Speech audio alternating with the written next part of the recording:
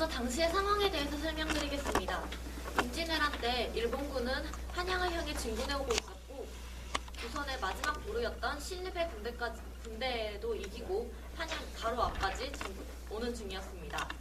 이때 아마 그 조정에서는 일본군이 며칠 후면은 한양에 당도할 것이라고 예상했을 겁니다.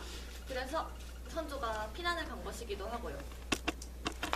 하지만 그때 당시에 선조가 피난을 간 행동은 백성들의 민심이 멀어지는 데 큰 역할을 했고, 심지어는 선조의 피난길에 돌을 던지거나 경복궁에 불을 지르는 백성들도 있었다고 합니다. 지금도 일부에서는 선조가 비겁한 행동을 취했다고 비난받고 있고요. 개인적으로 저는 선조의 피난에 대해서 부정적인 입장을 취하고 있습니다. 먼저 선조는 임금입니다. 임금이란 나라의 최고 책임자로서 그만큼의 권력이나 의무도 따르는 자리입니다. 노블레스 오블리주라고 하죠.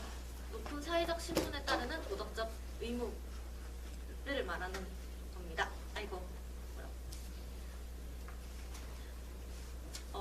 선조가 높은 권력과 신분을 가지고 있었음에도 불구하고 그에 따른 도덕적 책임을 지지 않았다는 점에 대해서 선조는 비난받을 만하다고 봅니다.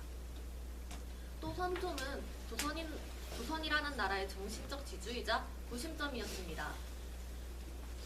그런데 그런 선조가 피난을 감으로써 백성들의 사기도 크게 떨어졌고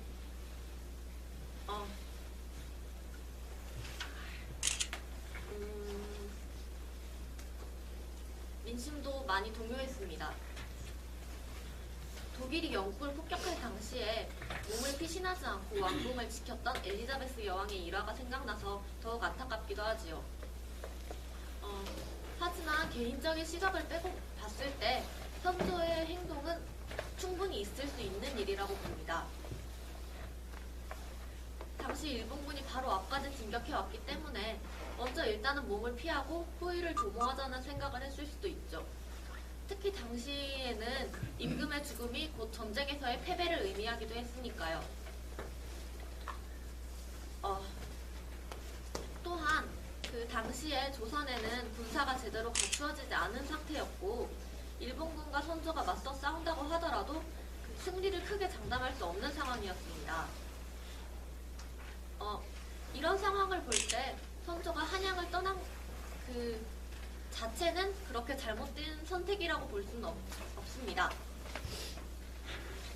하지만 그 선조가 피난을 가는 그 과정에서 잘못된 행동을 했다고 봅니다.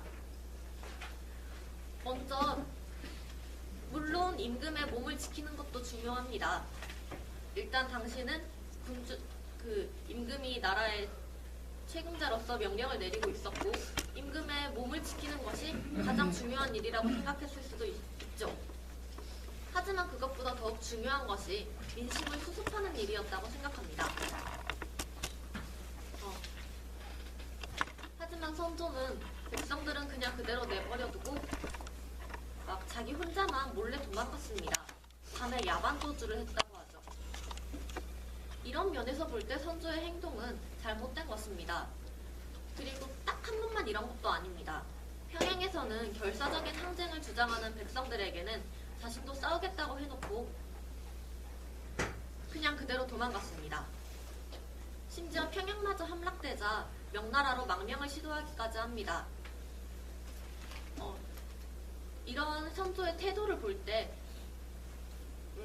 그것은 비난받을 만하다고 봅니다. 또 개인적인 생각이지만 만약 선조가 한양에 남아서 일본군과 싸우다가 목숨을 잃었다고 해도 그것이 바로 전쟁의 패배로 직결되지는 않았을 것 같다고 봅니다. 당시에는 광해군이 이미 왕의 후계자로서 활동을 하고 있었고 물론 여러 가지 분란이 일어났을 수도 있지만 광해군이 지도자로서 결국에는 일본군과 끝까지 싸웠을 것으로 보입니다. 또한 당시에는 광군이 싸우기보다는 의병들이 알아서 싸우고 있었기 때문에 선조가 죽었다고 해서 그 싸움의 지속에 큰 영향을 끼쳤을 것 같지도 않습니다.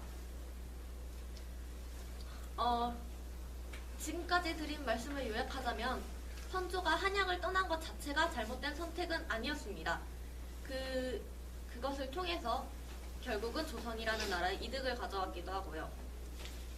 하지만 그 선조가 한양을 떠나면서 취한 행동은 무능하고 이기적인 임금이라고 충분히 비난받을 만하다고 봅니다.